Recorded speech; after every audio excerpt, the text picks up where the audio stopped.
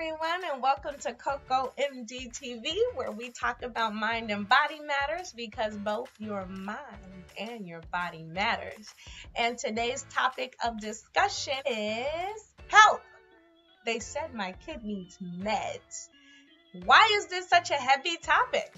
It's a heavy topic because I think a lot of parents think that their child's need for mental health care reflects poorly upon them as a parent. And that's just not true. Some kiddos need some extra help with their thinking, with their mood, and with their behavior, and that's what we're here to help. And for us psychiatrists, I know sometimes we can get all in our feelings and our doctors speak, and then you bring your kid and say, hey, I need a little help, and then we put on our glasses and say, well, I think your kid has ODD, DMDD, MDD, ADHD, and we're going to sprinkle in a little bit of OCD. And you're like, what are those? And then they say, okay, I need you to take 2 of these and then 1 of these, and then on the weekends take this and then take a dropper full of that and 2 sprays of this. And then you're left kind of like, I have no idea what my kid has and I have no idea what they're taking. You're like, help. All right, I'm here to help you navigate those muddy waters. And one of the most common disorders that I see is ADHD. ADHD is attention deficit and hyperactivity disorder, okay? And a lot of kiddos have these issues, okay? You're gonna see some issues in their behavior, some issues in their cognition, the way that they're thinking, some inattention, and then and what I mean by behavior, like restlessness, hyperactivity, moving around. They might be irresponsible, forgetful, these kind of things. And it's not just in one setting, like at home or at school. It's happening, both places. The kiddo is having some difficulty with them, in both of those places. And then you take the kid to the doctor, and then the doc says, well, I think your kid needs a stimulant. And you're like, hold up, that don't make any sense. You're saying my kid is hyperactive and you want to give him a stimulant? That doesn't make any sense. So let me kind of explain. So what your child is doing when they're hyperactive is self-stimulating. So the kid is not interested at all in arithmetic, and you're talking about 2 + 2 and they have better things to do. But to keep them focused, they try to move around and self-stimulate, right? So if you give them a stimulant, they don't need to self-stimulate, and then it decreases the hyperactivity, increases the attention. Boom, your kid is a little bit better. There's 2 classes of medications that they will try first. The 2 classes of stimulants. One is a methylphenidate, one is amphetamine. Okay, this is the difference between a Focalin and Concerta, and an Adderall and a Ritalin. The studies have shown that both of them are efficacious. Okay, so how they'll make a decision of which one to give you is they'll probably ask you about your family history of ADHD. Who had it? What did they take? What did those people do best on? And then that's probably what they'll start your kid on. And then second thing, it's not always stimulants they'll give. Sometimes the stimulants won't work, and then they'll use something called alpha blockers. Those were initially blood pressure medications, and they found out that it helps a lot in kiddos with that hyper-aroused state. And so those are your clonidines and 10X and guanfacine, that kind of stuff.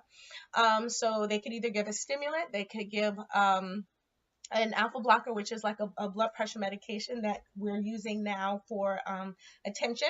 And then sometimes they can give an antidepressant that helps increase that motivation so you can get your work done. It's not just ADHD. Some kiddos come in and need to be treated for depression. Okay, we'll give an antidepressant. And sometimes that black box warning, which is that increased chances of suicide, the suicide risk goes up or whatever. Talk to your psychiatrist or your pediatrician about that. It is not at all as scary as it seems. And in medicine, we have to always say everything. Your hand could fall off if this is a side effect. Have an open line of communication with your doctor. That they're getting paid to help you and to reassure you and to put your mind at ease.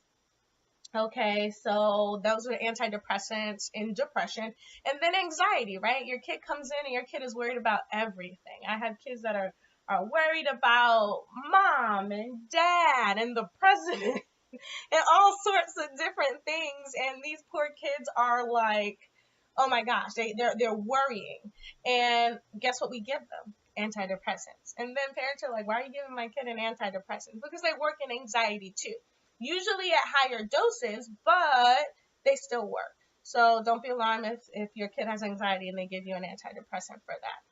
Um, and then one of the things is, a big thing is behavioral problems.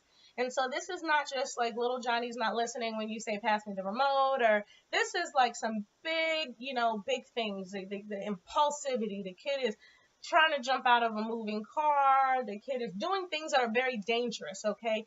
We can do some heavy hitters like an antipsychotic. Not that we think that the kid might be a psycho, we're thinking that the kid needs some time to slow down those mental processes to make better decisions.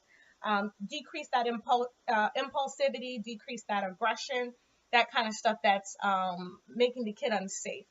Sometimes they'll give mood stabilizers because, sometimes kids are right here, right here, or right here, right here. We kind of need them in the middle. You know what I'm saying? And the mood stabilizers will keep them in the middle.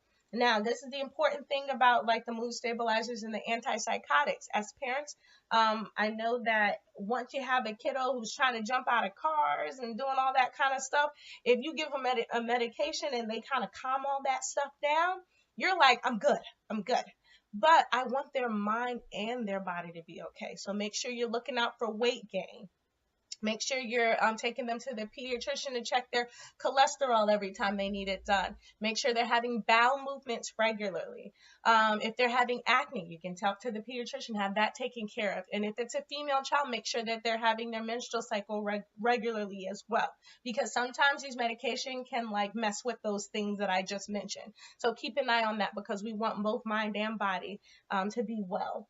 Okay, so we talked about ADHD, we talked about depression, and we talked about anxiety, behavioral problems with your kids. So hopefully, if a doctor says that your kid may need meds, I hope that I've given you a little something to be able to talk about, and then also to kind of calm your fears a little bit around that. You are being a good parent if you're asking a professional for help because I mean sometimes I don't know, these kids are crazy nowadays. There's lots of stuff going on. It wasn't like when we were kids, so there's a lot out there. So it's not a big deal if you need help. That's what we're here for. Yes, so please subscribe to the channel, comment below if you have any specific questions, and God bless.